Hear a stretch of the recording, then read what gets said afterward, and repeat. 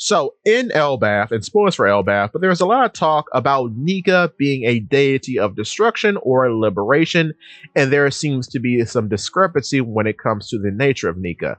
And I think this may come true in the form of Luffy, because Luffy now, of course, is the truly awakened variation of NIKA. In Gear 5th, he has obtained the awakening of the human fruit mythical type model NIKA. So he has the Hagoromo, he has truly become NIKA. That's fair. So in that way, especially due to the drums of liberation that are his heart, he is the liberator. He is the liberating deity, right?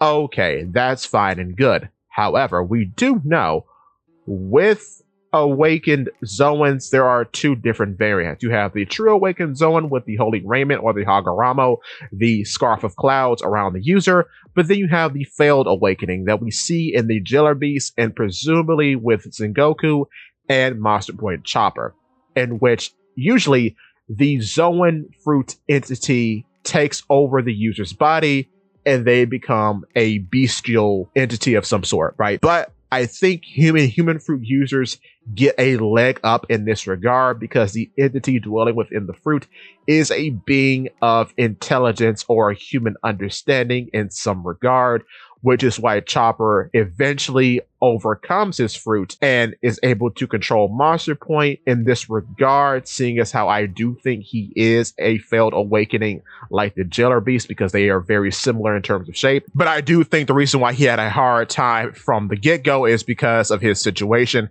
in being an animal who has eaten the human fruit instead of a human like Sengoku and Luffy who has eaten a human fruit. So his situation is probably totally different from those two. However, with that being said, with you being a human, could you please click the subscribe button if you are enjoying the video, the like button if you are enjoying the video, and ring that bell so you never miss a Paula P Works video. And if you can find it, use your human hand to seek out that hype button and click it as well. It's very much appreciated. However, to continue, in the matter of Sengoku, he has the human fruit mythical type Daibutsu or Great Buddha, so he's in the same ballpark as he is a accomplished veteran Marine, and the entity within his fruit is most likely associated with the human experience and human enlightenment, so he didn't really have anything to worry about there.